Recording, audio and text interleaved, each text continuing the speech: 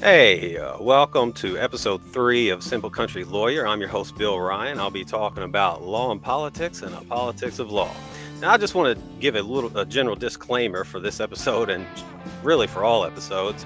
Nothing I say on this show should be construed or taken as legal advice. Now, for today's episode, and honestly for a lot of episodes, I'm going to be talking about life, death, loss, the law, and in a literal and metaphorical sense. So that's just kind of a warning if you find any of these type of topics to be kind of off-putting. There you go. So it is February 12th, 2025. The Trump administration is well underway. We have helicopters running into planes crashing into malls, F-35s falling from the sky. So to say that the Trump administration or American airliners are in a good position, I think is a little bit of an overstatement. Elon Musk and a few 20-year-old accomplices have taken over the Treasury, and Doge is in some type of quasi-legal maneuvering to do all sorts of things that also seem quasi-legal. So we've had federal judges ruling on all sorts of executive orders. The immigration executive order has had some more rulings against it. I think we're going to continue to see these executive orders have all sorts of district and appellate and eventually probably some Supreme Court rulings on them relatively rapidly. So with all of this not so happy news in not so happy information in the news, I figure I'd contribute to it just a little bit more by covering a couple cases. The first is going to be Luigi Mangione's state and federal cases, which involve a homicide allege a homicide. And the third case that I'm going to talk about is going to be Drake v. UMG, which is full of metaphorical homicides and some actual assaults.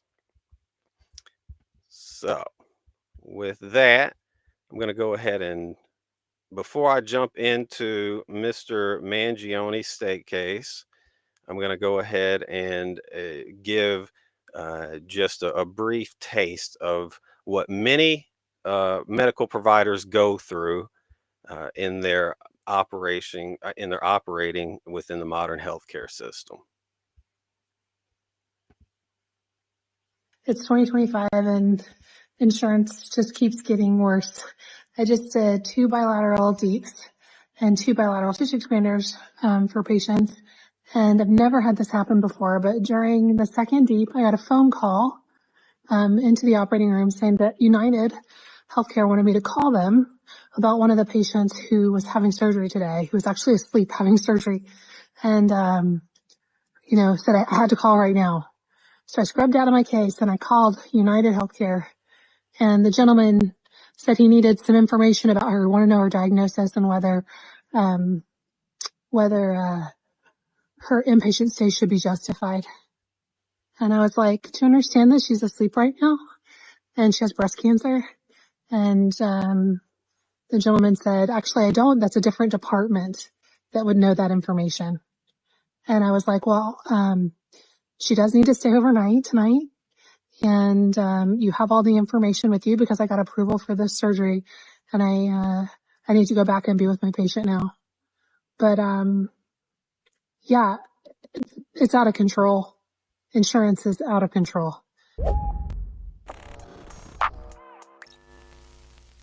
You just heard from Dr. Elizabeth Potter, who shared her experience on Instagram to give us all a sense of how bad our healthcare system is from a doctor's perspective. And to be fair to the insurance agent who called her, he obviously had no idea that she was already in the middle of surgery for the patient in question. But the fact that insurance companies expect surgeons who could be in the middle of surgery at any time to call them back immediately so that way they can justify the care that they say their patient needs is truly insane.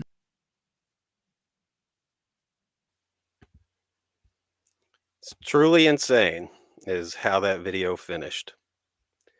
And that description provided by the physician in that video, one, is not uncommon. And two, it is out of control and it is truly insane. So the first case I'm going to talk about is was brought by Alvin Bragg in the Supreme Court of the state of New York. That is, it's got broad civil matters. It's not the highest court like most Supreme Courts in most states. The New York State Court of Appeals is the highest court. So the allegations that the state is making is that Mr. Mangione shot and killed United Healthcare executive and possible insider trader Brian Thompson in the vicinity of West 54th Street and 6th Avenue in New York City on December 4th, 2024. So it's to me, it's kind of this is this has been an infamous photo that has kind of been shuffled around traditional media and the internet for well, since December 4th. This is the result of decades of failures, right? I'm not condoning this type of behavior. I'm not condoning this type of activity, but Mr. Thompson and all of these insurance companies, they operate under a business model that seems to have an accounting for mass death in the business model and a callousness to it. There truly is a callousness to a system and a set of processes that will allow agents to interrupt medical providers, be they physicians or nurses or anyone in between or under those providing care that they've been trained to provide people. And to have that interrupted by an insurance company, that is out of control and insane.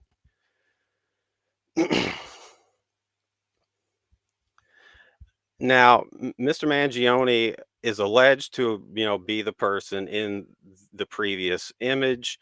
Um, and after he was apprehended after a brief kind of manhunt, uh, uh, he was held, I think, in uh, Pennsylvania for a minute and then extradited to New York. At which point, I guess the mayor of New York and all of the legacy media seemed to think that they had Bane from Batman or something in their possession or in their custody because the way that he was kind of ushered in this is, I think, out of control. His attorney has argued it's probably or arguably a violation of some of his rights, constitutional rights. And I'm assuming that we'll probably see some motions from them either during the trial or during some appeals.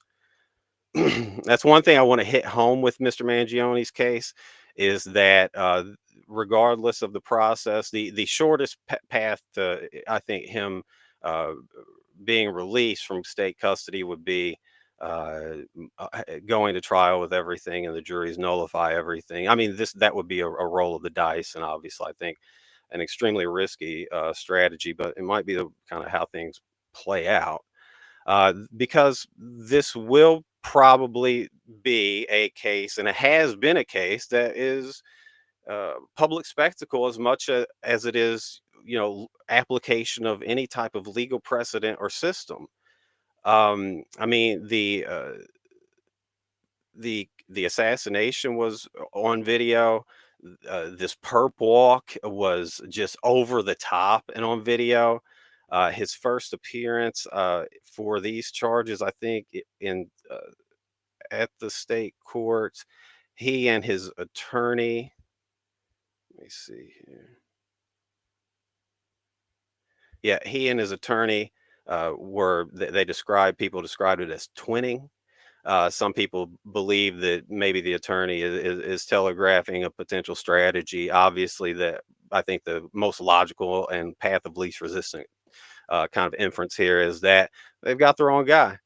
And at this point, like, we don't know if they've got the right guy. We just know that they've got a guy that they claim to have some evidence that he is the same person who was in the image. We don't know that. These are things that we'll find out kind of as time goes on.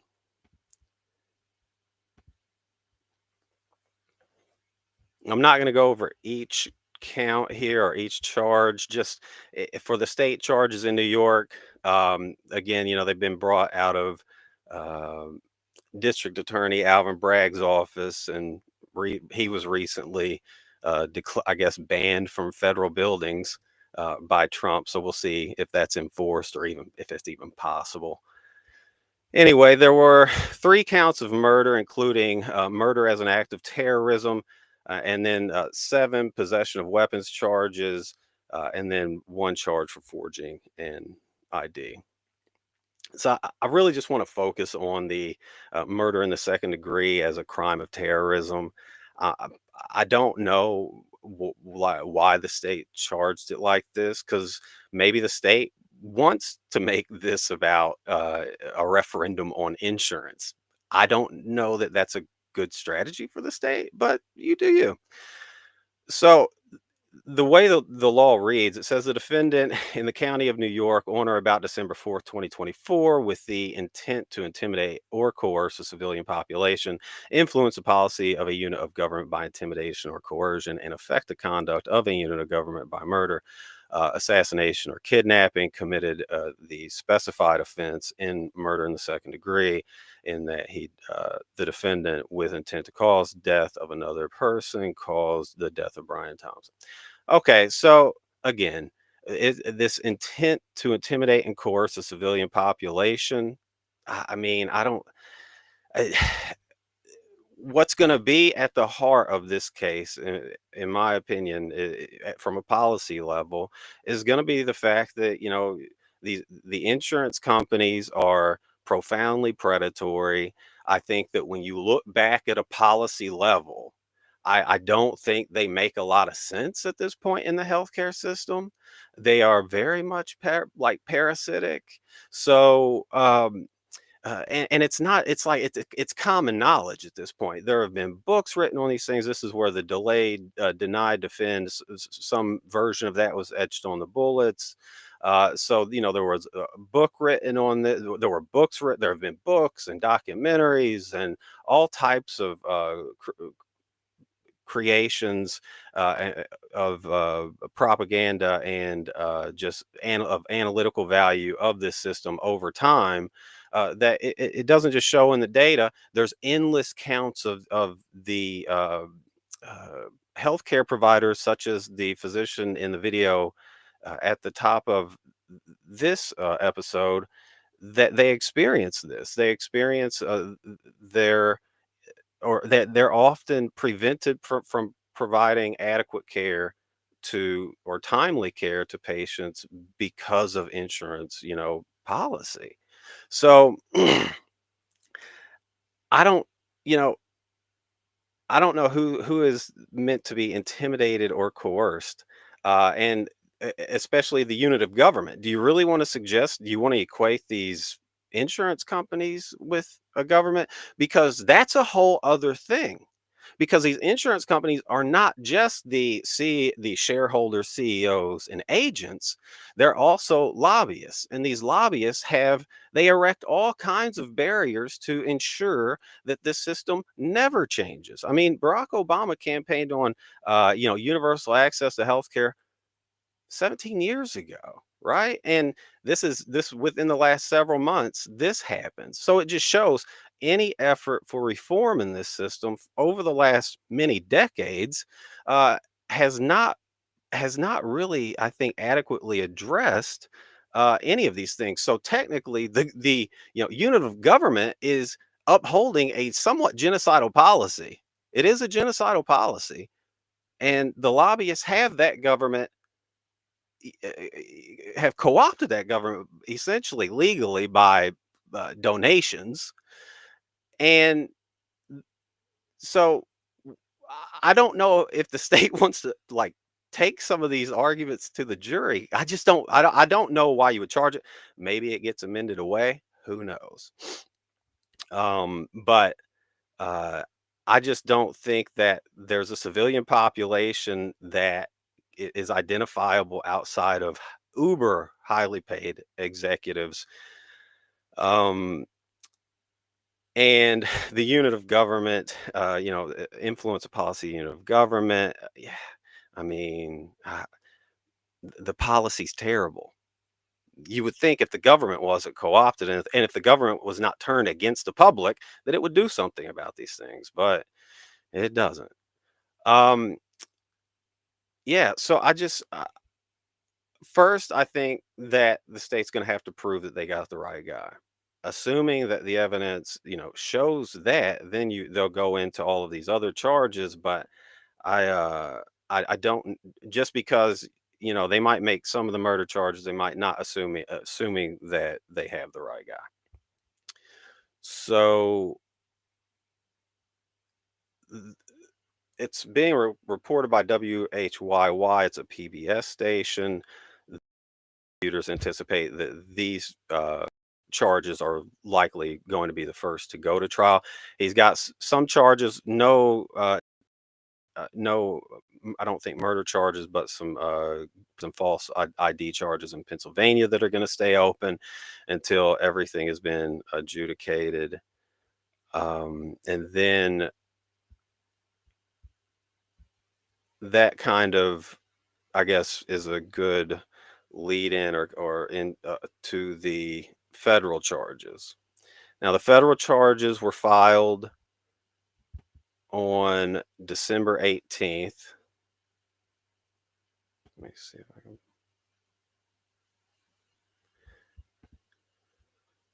In the United States District Court, Southern District of New York, United States v. Luigi Mangione. Um, being presided over by U.S. Magistrate Judge Catherine Parker. She's been on the bench, I think, since 2016. His lead attorney's Karen Agnifilo, who everyone saw at his arraignment, and who everyone saw twinning with him. And the New York Federal District Court has charged him, or the U.S. prosecutors have charged him with 2 counts of stalking and 1 count of murder and 1 firearm account.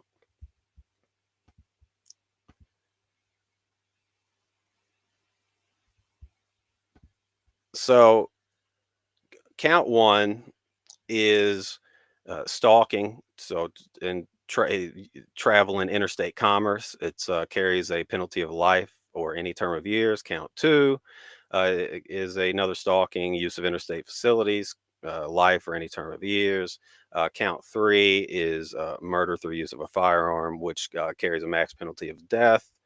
And count 4 is a firearms offense and carries a penalty of 30 or more years. So it says that for count 1, it says Mangione allegedly traveled in interstate commerce with the intent to kill and place under surveillance with intent to kill, and in the course of such travel engaged in conduct that caused the death of a person. To wit, Mangione traveled from Georgia to New York for the purpose of stalking and killing Brian Thompson, and while in New York, Mangione stalked and killed Thompson in the vicinity of West 54th Street and 6th Avenue on December 4th. So that was the use of interstate commerce. The next is use of interstate facilities, which is very similar language, essentially just saying that he used a cell phone, he used interstate wires, interstate highways, and the internet to carry out and execute a plan. The count 3 that says that alleges Mr. Mangione knowingly used and carried a firearm, and in furtherance of such crimes possessed a firearm, and in the course of that crime caused the death of a person through the use of a firearm, which killing is murder as defined in Title 18 of the U.S. Code, Section 1111A, which is murder. And to wit, Mangione shot and killed Brian Thompson in the vicinity of West 54th Street and 6th Avenue. And count 4 is the firearms offense. Says the stalking offense is charged in counts 1 and 2 of this complaint. And the defendant knowingly used and carried a firearm, and in furtherance of such crime possessed a firearm which was brandished and discharged, which was equipped with a firearm silencer. So there's your 4 counts. In uh, both cases, there he faces a possibility of life in a state case and possibility of death in the federal case, and those are the 2 most serious cases against him. Now, assuming there's a trial, I don't think there would be a plea at the federal or state level in this case. Um, and again, I do think that there will be some unknown evidence that will come out, and from this point, and then in the future, we'll be able to kind of make better judgments about kind of how things will likely proceed. But I figure just from here, I'd lay out several different pathways that things could go. I've seen recently that there's been quite a bit of money raised for his legal fees. There is a general interest in this case. One, it is the kind of over the top nature of the act. Two, it is a widespread discontent. I would say widespread discontent generally, but a widespread discontent that runs across all bipartisan, nonpartisan. If you're a human being who has interacted with the modern healthcare system in some way, uh, it's very, very likely or very possible you've had a negative experience with that. Which I think that fact alone is going to potentially make this a hard couple few cases to get to seat a jury. I mean, what are you gonna ask during voir dire if uh, I mean, you're gonna try to select out for people who've never had insurance or don't have insurance. Surely, if you don't have insurance, you, maybe that makes you. Maybe you're gonna have biases. Maybe you're not. I don't know. I think it's gonna be a tough case. Uh, so first thing would be a plea. I just don't think it's going to happen. A second possibility is you have an outright guilty conviction on all or some of the counts, which opens him up to a long sentence. A third is you have a hung jury due to controversial evidence. Again, we don't know if this is a guy. The state may present all their evidence, and it may be reasonable for people on the jury to say, based on what I just saw, I can't say conclusively whether or not they have the right guy. So that could be a thing. I mean, just because if it comes back with a not guilty doesn't mean it's going to be jury nullification. But that is also a possibility. Uh, this is, this is going to be a contentious case. I imagine all the media markets, where the case is going to be played out will be kind of extremely saturated with healthcare stories and from providers and patients alike.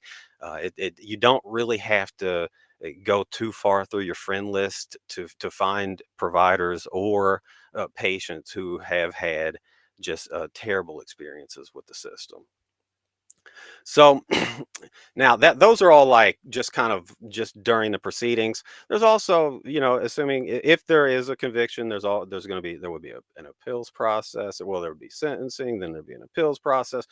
So there's a lot to still play out here. And let's say worst case scenario, let's say there's convictions, there are harsh sentences.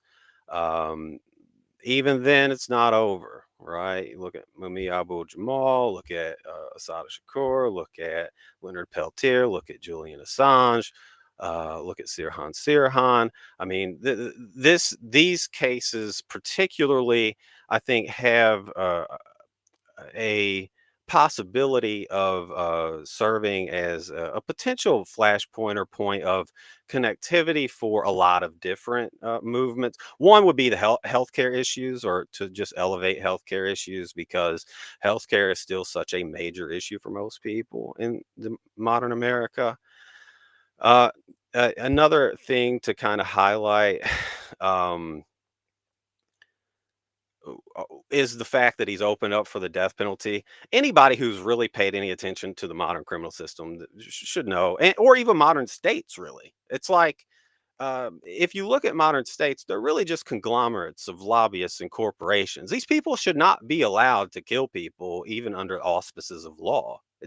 Yeah, I would argue even states, as they've always existed, shouldn't be allowed to kill people in criminal proceedings, just because the interests are always so varied from the time of the act all the way through the prosecution and post conviction. So uh, it does have possibilities of kind of uniting different things around prison reform, reforms around mass incarceration, reforms around healthcare, and death penalty abolition. Because technically, I'm not technically, I think morally, if you're still if you still believe that the criminal system in the United States should be allowed to kill people, there's just too much against it for that to be a defensible position at this point. It's not economically defensible. It's not defensible from the kind of making issues of justice more expeditious. um, I don't believe in letting the passions of victims' families rule the day. I don't believe in killing people as a just punishment. It doesn't matter how heinous the crime, and even somebody killed, I still say the same thing. No, because it doesn't do anybody any good. Long story short, let's look at Leone's federal case. Looks like he's got a hearing 17th. We'll have to see what happens there. State case has um, uh, an appearance on the 21st. So there'll probably be some things moving on this case within the next few weeks. Maybe we'll get some new information, maybe not. So now is on to a federal lawsuit that is not about the artist who created Not Like Us. Now, this is a case about power. Let me see here.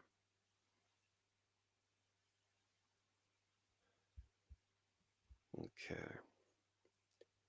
And it originated, this is just a wiki summary. And it even says in a wiki summary that they try to give it a start date of, I think, March 22nd. This is why you can't trust Wikipedia for anything.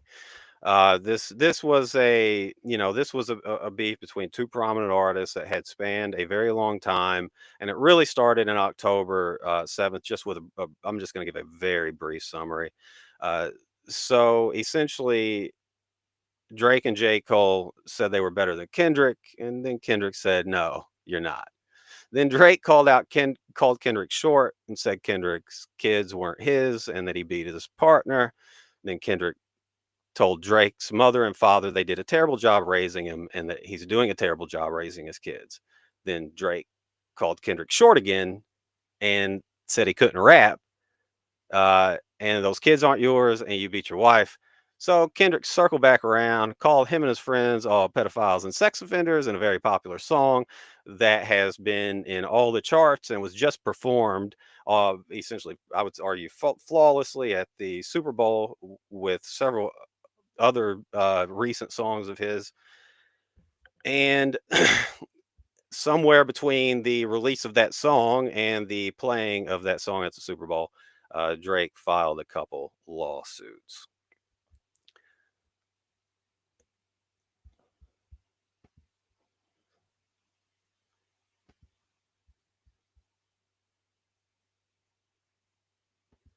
And I'm just going to go over the party. So Drake says in his complaint, and this is common knowledge among anyone who is familiar with American pop culture, which I kind of like to also just call American culture, because what's the long-term culture?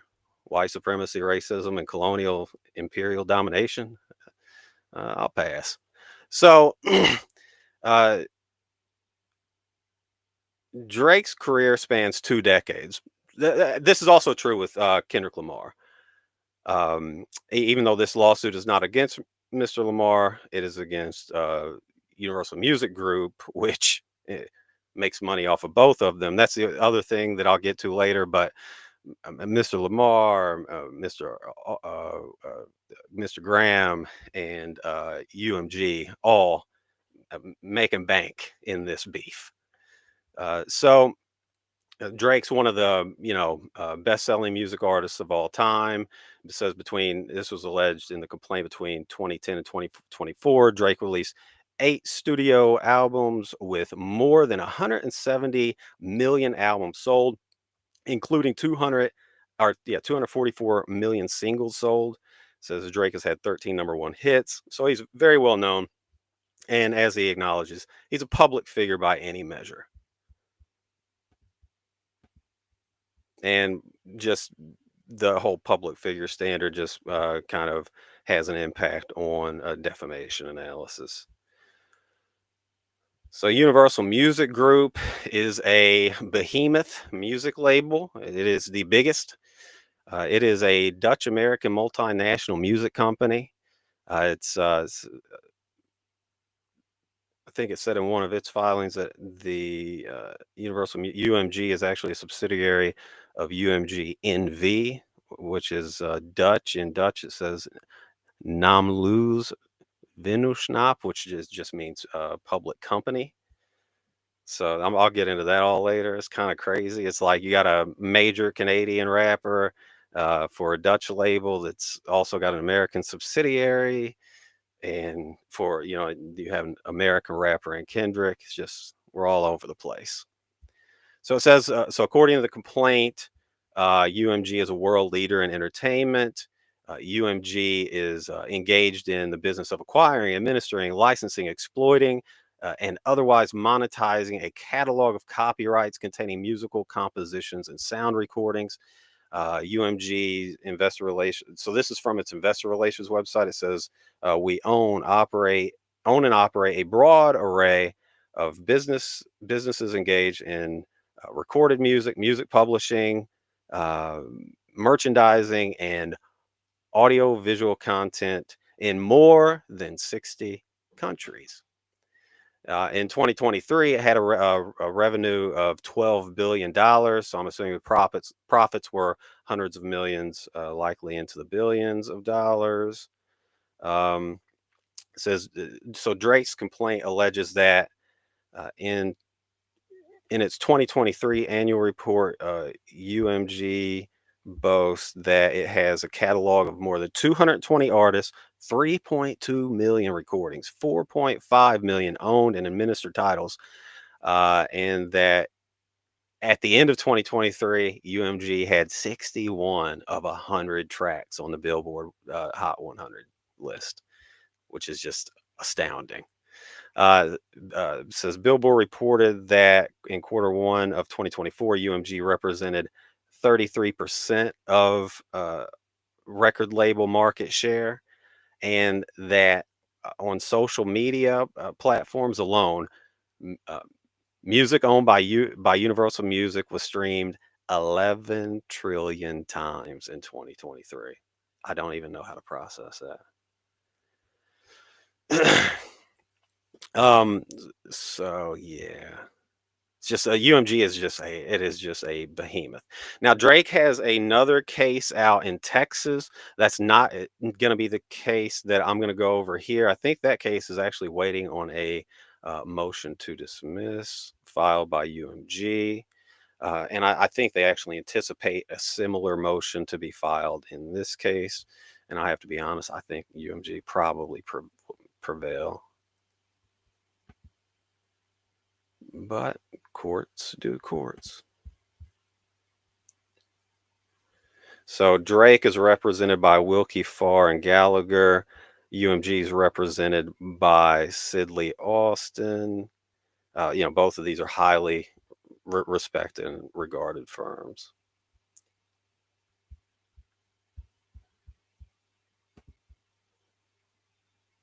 And it just shows that this case was filed on January 15th. Demanded a jury trial. While I would love to see this go to trial, I would say it's probably unlikely.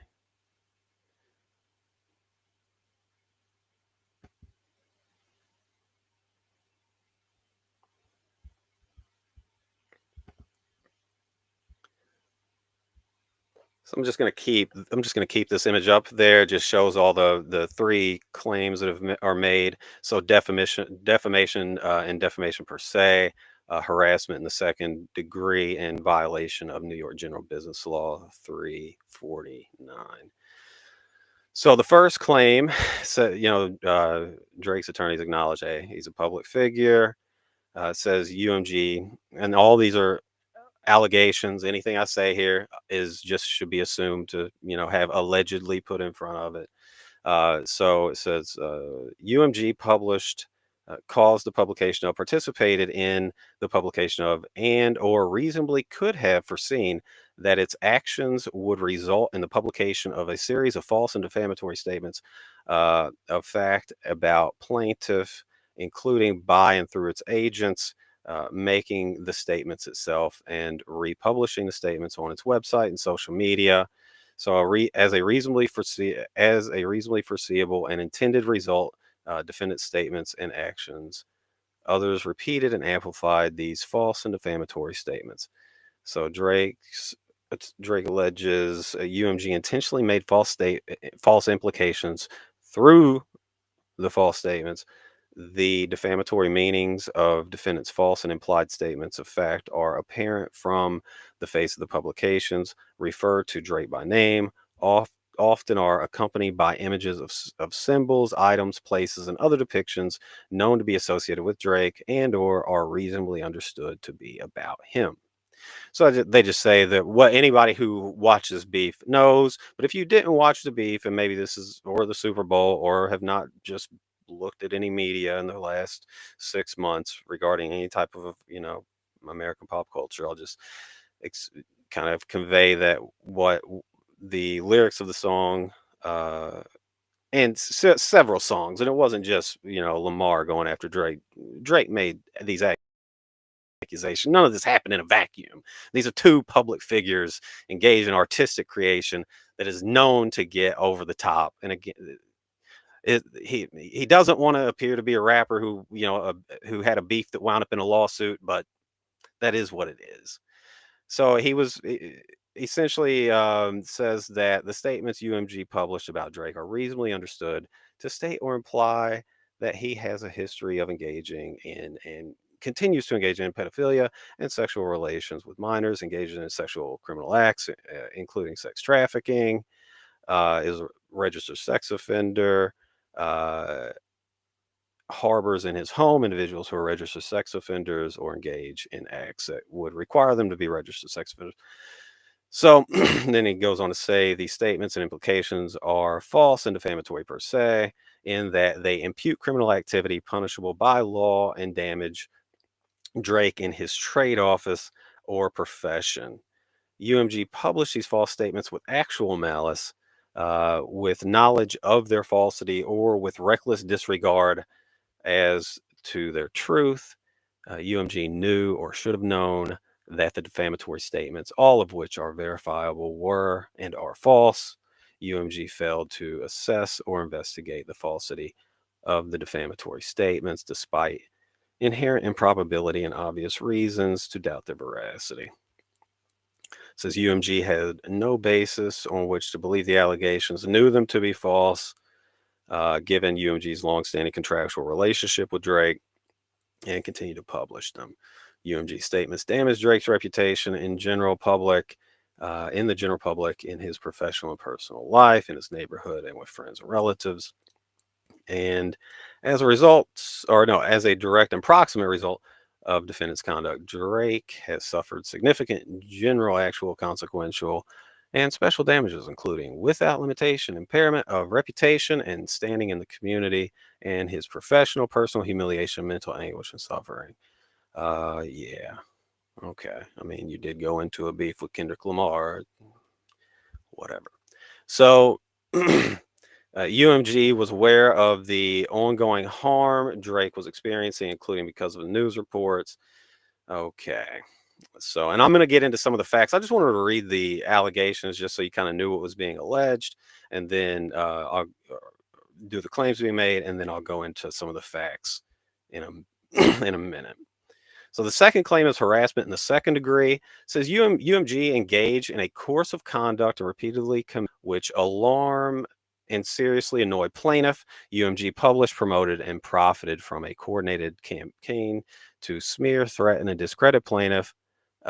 Despite plaintiff's protests, further, UMG has placed plaintiff in reasonable fear of physical harm. It says that the defamatory material individually and collectively provide a call to violence against plaintiff. UMG has continued a course of conduct to promote these publications.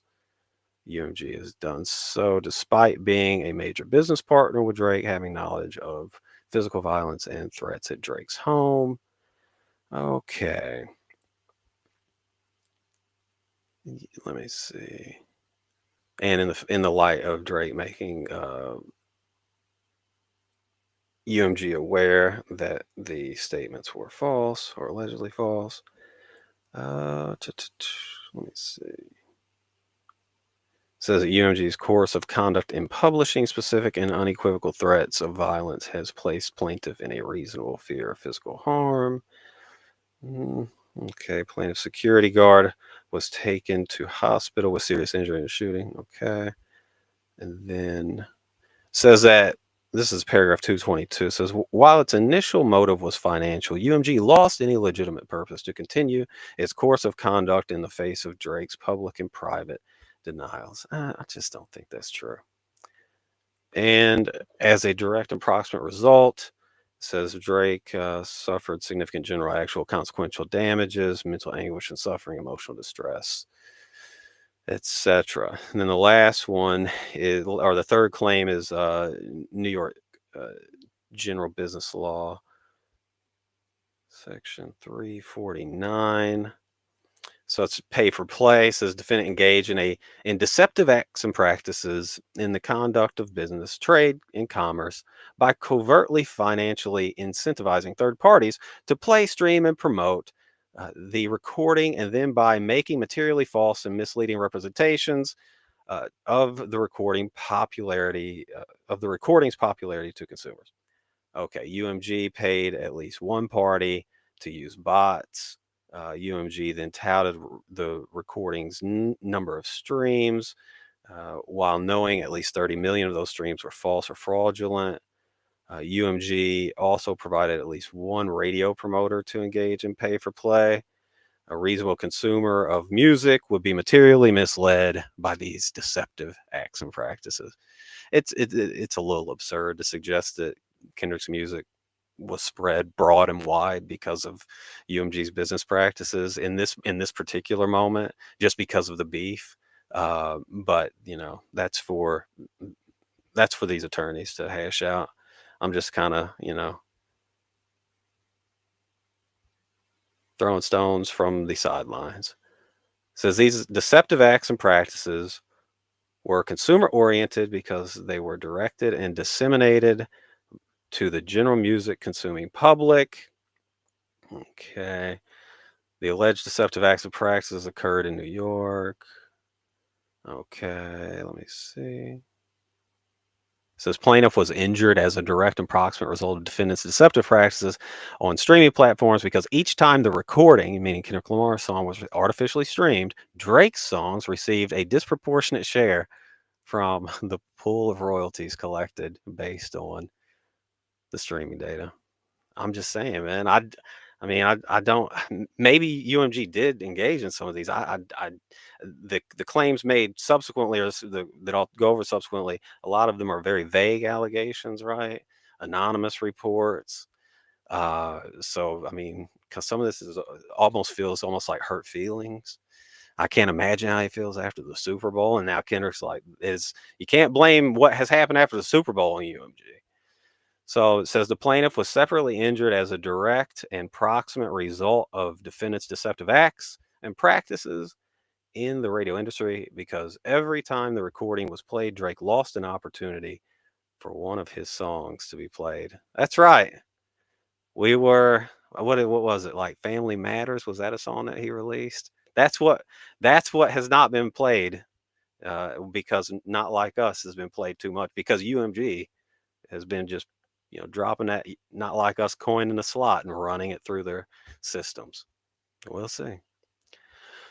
Let me see. It says, by reason of foregoing UMG's conduct as alleged herein constitutes deceptive acts and practices. Okay. And the damages or suffered actual damages due to, I guess, losing out on streams and on radio plays.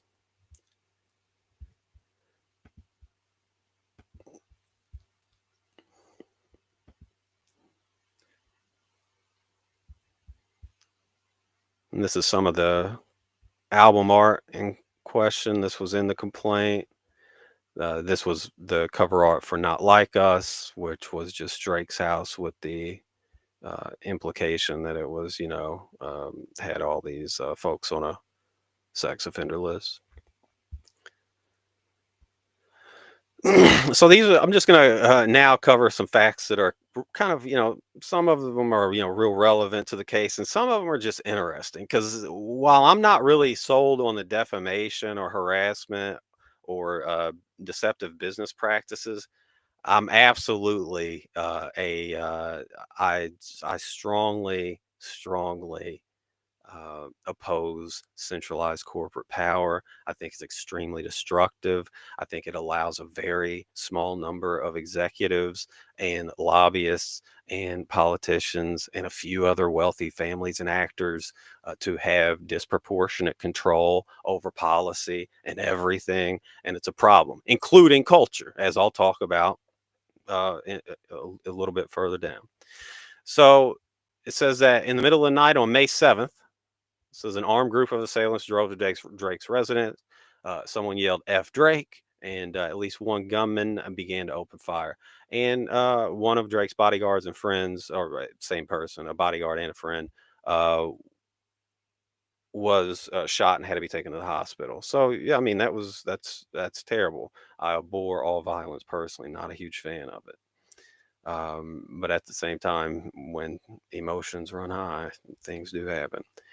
So it says the very next day on May 8th, says a different intruder used his bare hands to dig a hole under a security fence surrounding Drake's Toronto house. UMG, neither UMG nor Kendrick have control over Kendrick's or UMG's fan base or consumer base, right? Neither Kendrick nor UMG could have put a penny towards advertising any of these songs, and they still would have spread like wildfire, I think, just given the general dynamics of how everything played out and kind of broader culture. So there were some attempts, right? This was a problem.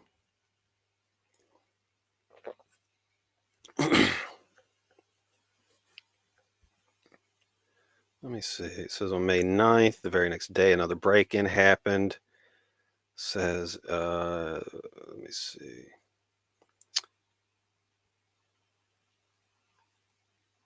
Okay. Says UMG went well beyond, this is paragraph 13. UMG went well beyond the traditional music playbook. Indeed, UMG unleashed every weapon in its arsenal, including on information and belief, certain practices that are unlawful. In a memorandum of staff reflecting on highlights of 2021, it says Sir Lucian Grange remarked that it was harder than ever for artists to break through the noise. For example, 60,000 songs are added to Spotify every day. 60,000 songs. That's just, to me, it's just mind-boggling. Says UMG made sure that Not Like Us broke through the noise. For one, UMG took the unprecedented step. And again, allegations. These are allegations. I'm sure that the answer to this complaint will be probably worth its weight in gold, but says UMG took the unprecedented step, contrary to his internal policies, of whitelisting the recording. Goes on to say that whitelisting happens when a copyright holder like UMG permits a user or platform to use its content without charging fees or imposing other limitations. In the normal course, internet platforms operate automated content identification systems to block the unauthorized use of copyrighted material by their users. In whitelisting, these automated systems are turned off. So essentially, there's a whole kind of industry of streamers who critique and break down music videos and keep tabs on the music industry. And a lot of these guys are very entertaining and very talented people. Now, if this went to trial, it could easily come out that that Kendrick lobbied to have the whitelisting done, and at at the with the hesitation of executives, there could be that. Who knows? Who knows? Um, but this was something that happened. Is that something that's going to, I think, rise to the level of defamation of a public figure because of distribution models? And I don't think so. I think UMG just says, "Hey, man, we had a hit song and we were just trying to make a hit, a hit." So, let me see. Paragraph 17 says Drake fears for the safety and security of himself, his family, his friends. And after the attacks on his home, Drake pulled his kid out of school, and let me see, and arranged for his son and mother to leave Toronto. So this, this entering into a beef with Kendrick Lamar has had a negative impact on Drake's life. And I mean, I'm going to be honest with you. If anybody ever came up to me and was like, "Hey, do you think if I get into a beef with Kendrick Lamar, I'm going to have some negative consequences on my life?" I would probably tell them, "Yeah, yeah, I wouldn't do it. Just wouldn't do it." But okay, so on paragraph 18, it says the violence and vitriol directed at Drake was foreseeable. You could argue it was invited. I mean, he kind of opened the floodgates. He kind of, he invited Lamar to make almost any accusation. Says the recording falsely accuses Drake of one of the most vile behaviors imaginable.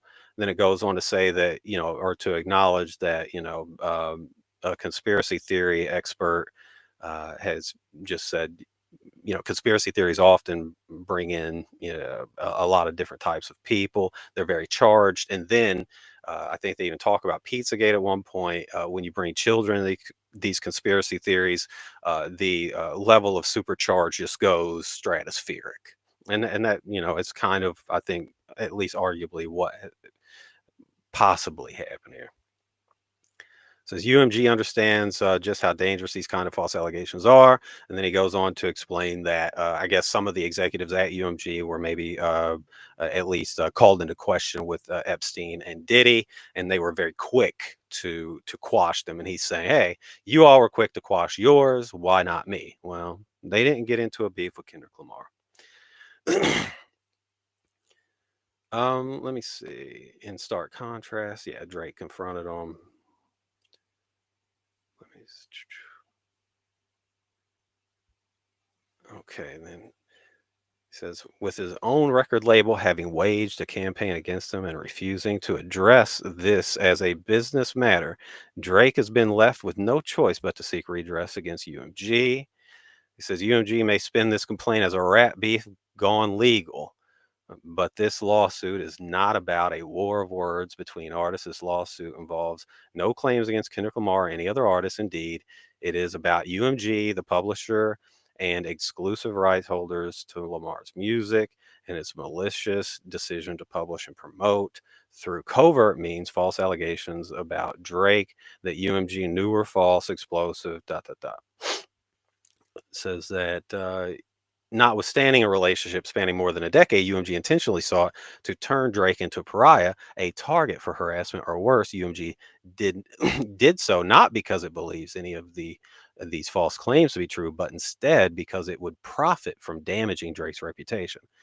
Drake thus brings this action to hold UMG responsible for the actual and foreseeable harm he has suffered and will continue to suffer because UMG's choice to elevate profits over the well-being of artists. Okay. And you know,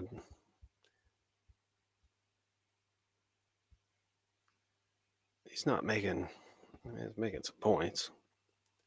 This Kai Sin is one of the streamers that very popular. Again, if I think it's, I just think that UMG is going to have a rebuttal against this. You could potentially line up this video that is being alleged to be, I guess, over boosted, or maybe that Kai has been allegedly paid to boost or whatever, or is benefiting from whitelisting. You just compare this with any other popular video. I would imagine there's probably some similarities, but who knows? So then on the pay for play, um, and again, this goes with the whitelisting, pay for play. These are all kind of just, yeah, they're allegations, but I mean, some of them are indirect. Of when he names a party, you say, "Oh, this party put out this list of people who pay for, X number of dollars to play a song, so pay for play." But never says that this specific person took this specific payment for, this thing, and then says that at one point there was he heard from confidential sources that there was a pay for play going on. So there's the allegations are very tenuous or shaky at best, I would say. Let me see. It says 20. It remains an open secret. UMG engaged in the payola. Yeah, this is where he says Funkmaster Flex released an alleged price list that for payola on radio stations.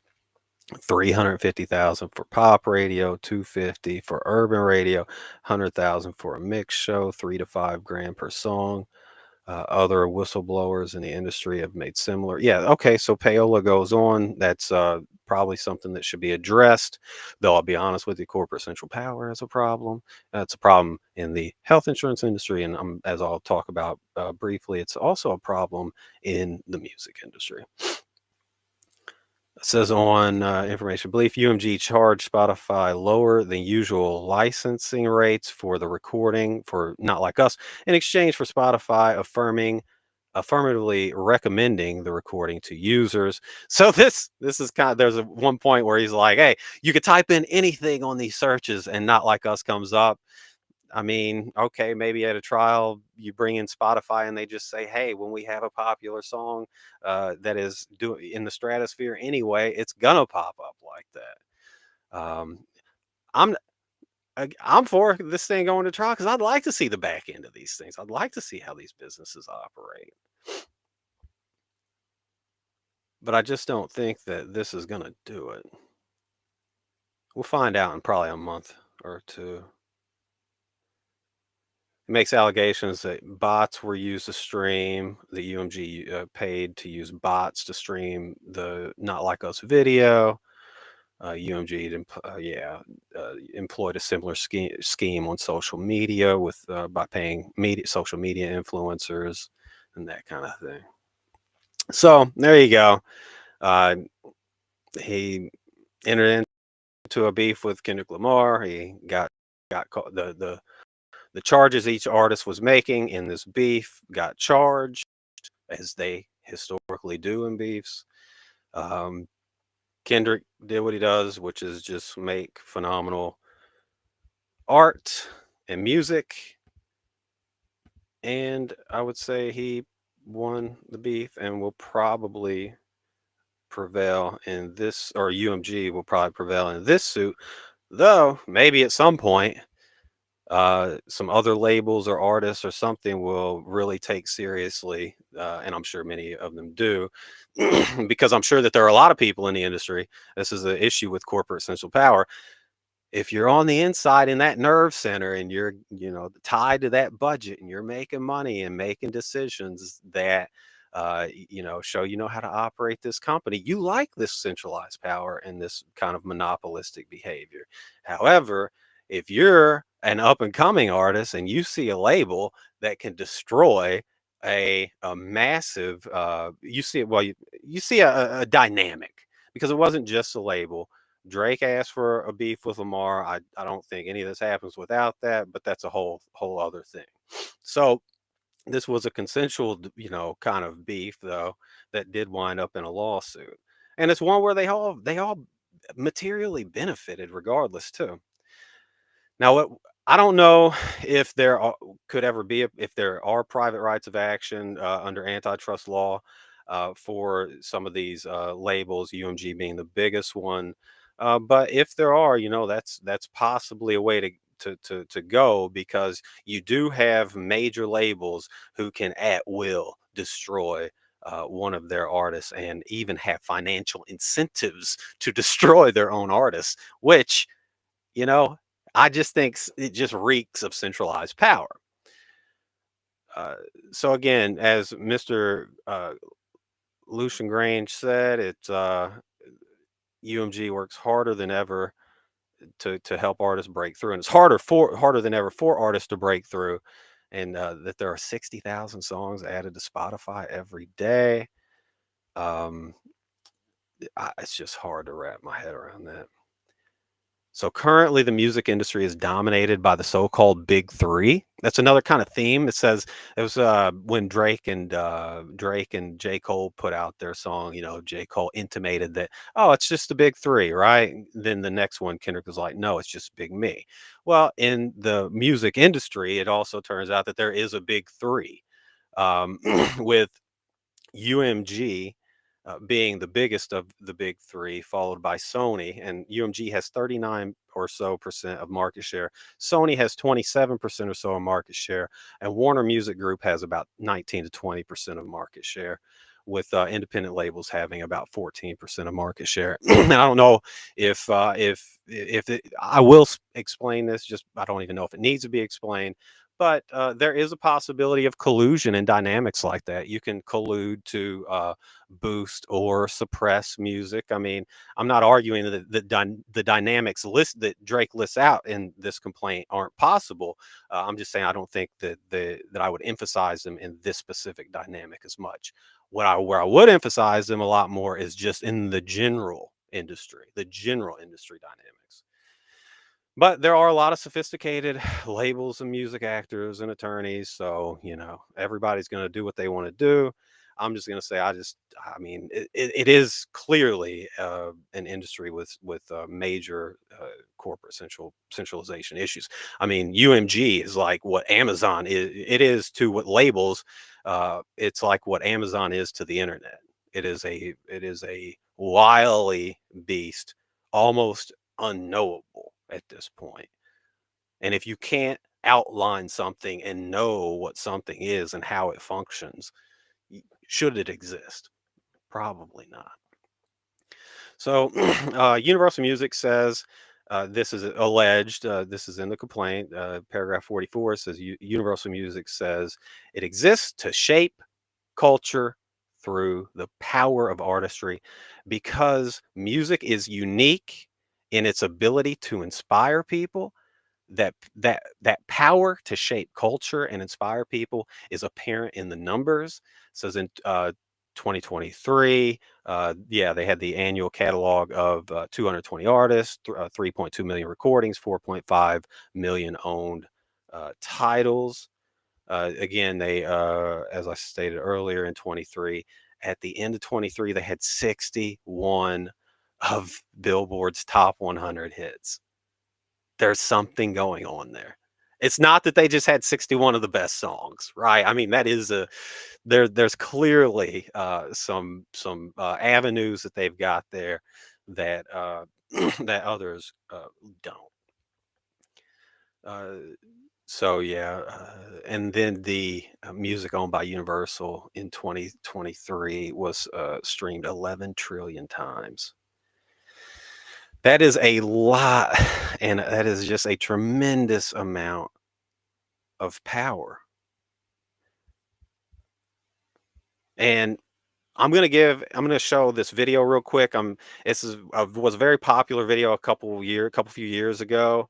What I want you to think about when you watch it is just that uh, UMG executives and executives like Bezos have the similar ability. If Bezos wants to have an impact on his shareholder meeting, all he has to do is go enter a token in that Sinclair media machine, and then they send the message out to their Sinclair corporate studios across the country, and each of those studios will, repeat and regurgitate that same message to their audience.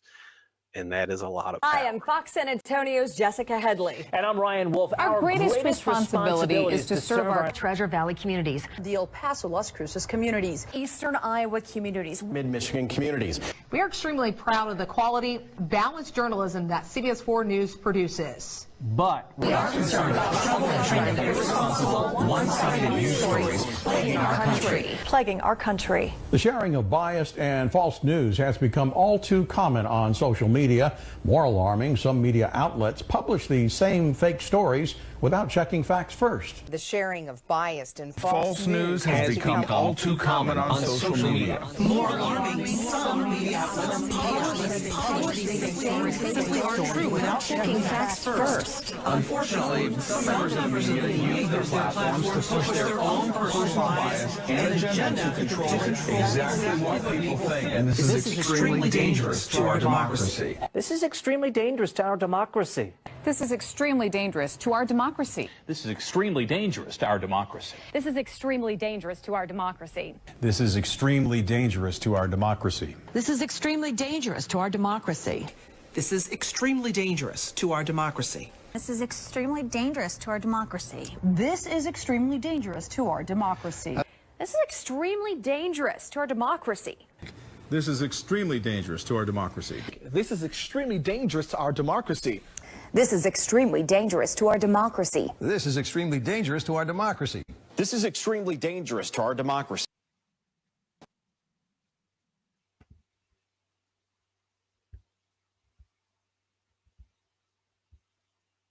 Okay.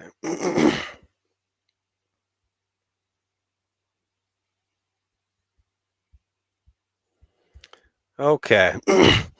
So as you can see in the video, it's just what that really serves as a great representation for is just to show that the scripts running over those prompters can be influenced from boardrooms, and that influence can then physically permeate across the culture of the company, or permeate across the culture of the company, and then physically permeate across the physical country, the landscape of the country. So I'm going to go back to, this is paragraph 46. It says UMG uses the size and dominance to convince artists to sign with its record labels because of streaming. It's more of an uphill battle now more than ever. Says that artists, use UMG to stand apart from the crowd. Essentially, they have mega networks that can boost artist content, because with 60,000 songs coming on the video being uploaded every day, there are clearly, and I would argue there has to be some hidden gems in there somewhere. Okay.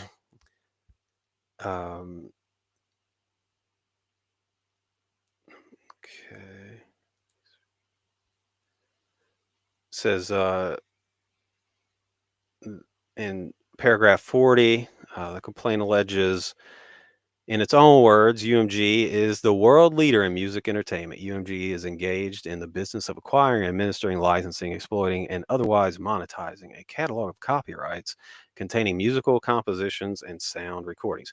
UMG controls almost 1/3 of music people listen to in the developed world, and a sizable portion in the developing world.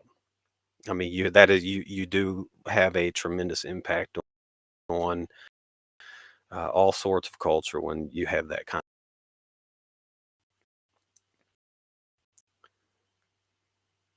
So Yeah, and it's on paragraph 50, the complaint alleges that the contract between UMG and Drake is up for renegotiation in 2025. By the spring of 2024, UMG understood that the rise of streaming platforms had enhanced the bargaining power of artists. Engaged artists whose contracts are coming up for renewal uh, are in an improved position to demand higher take rates due to improvement in the visibility of cash flows and risk reduction. And as described below, on information belief, UMG was incentivized to act, and in fact did act in a manner to reduce the bargaining leverage in advance of upcoming negotiations with Drake. So he's suggesting that it's I get what he's saying. I mean, it's a clever argument, and you could argue maybe that was their position from the outset. It's also, I think, just as plausible that they had a hit record or a series of hit records in a beef between two megastars. And the rhetoric predictably and invitingly got charged, and you can't control fan bases. So I mean, it's just, I don't know, just kind of how things go, I guess. But we'll see. Maybe the court will let them take it to trial. Time will tell. So on his Texas case, we're waiting on a motion to dismiss to be filed or to be ruled on. In Drake's federal case, says the UMG has an answer that's due on March 17th. And motion to dismiss. There was some extensions granted because I think Drake's team is anticipating a very similar motion that was filed in Texas to be filed in this case, and they were granted a time extension till April 16th. So this is going to be a kind of a slow-moving case. Now, just real quick, climate connection. Because again, when we're talking corporate centralization, the biggest behemoths and beasts of this globe that have been allowed to get so god awful big are oil companies, right? And as part of the proceedings, as part of the federal proceedings, Drake's team, so I think many of the teams some of UMG's team. Had their lives affected by the LA fires. So there you go. The LA fires were brought to us by climate change. So um, while FEMA is failing in West North Carolina, fires in LA have impacted proceedings of one of the most famous pop artists on the planet at the moment. And that's just a lot. There's a lot here. I think with corporate centralization, there's kind of a theme there. Clearly, the health insurance. Health insurance companies shouldn't exist. If anything, right now you could co-opt them, make sure that the entire body is covered in one policy. Why are my eyes and my teeth are part of my body? Just give me one healthcare policy. So this would be a conservative thing. I'm not even sure if these people are conservative at this point. I think the probably the best thing to do, considering that none of our systems seem to be up to date with climate, would just be to do Medicare for all.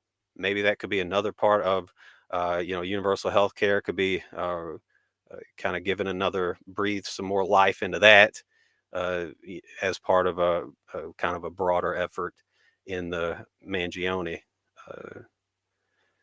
matters. So there we go.